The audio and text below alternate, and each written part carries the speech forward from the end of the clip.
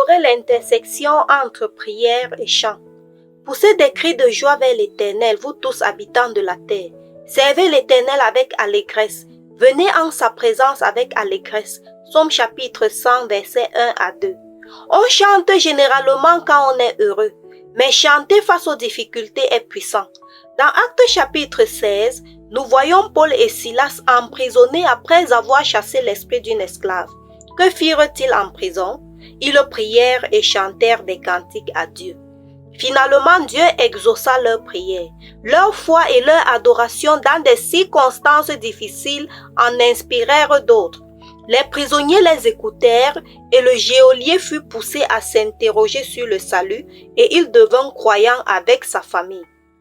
Chantons et prions à la maison des chants doux et purs où il y aura moins de paroles de désapprobation ou de condamnation qui peuvent nuire à la réputation, mais des chants où régneront la joie, l'espoir et la bonne humeur.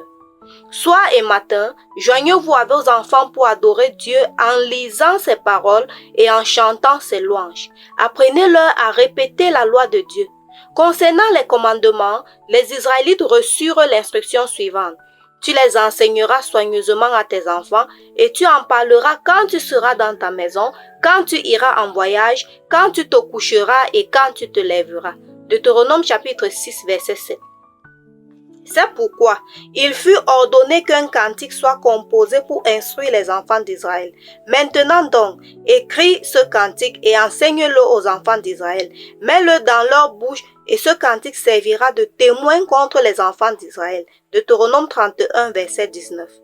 Moïse écrivit le cantique le jour même et l'enseigna aux enfants d'Israël. En conclusion, nous voyons que les chants favorisent la mémoire, qu'ils nous aident à nous souvenir des lois et des principes de Dieu et qu'ils nous permettent de transmettre efficacement la foi. Les chants qui contiennent les paroles de Dieu transmettront foi et valeur à la génération suivante. De plus, les chants peuvent servir de témoignage. Apprenons à intégrer la prière et le chant au quotidien lors des moments de recueillement familial ou de recueillement personnel. Enseignons également à nos enfants des chants qui s'accordent avec les valeurs et les principes bibliques. Prions l'Éternel. Notre Père, aujourd'hui nous voulons te remercier pour ce jour nouveau. Puisses-tu toujours nous protéger et nous guider.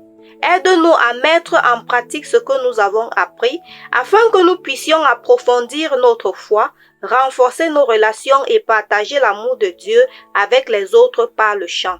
Par Jésus nous prions. Amen.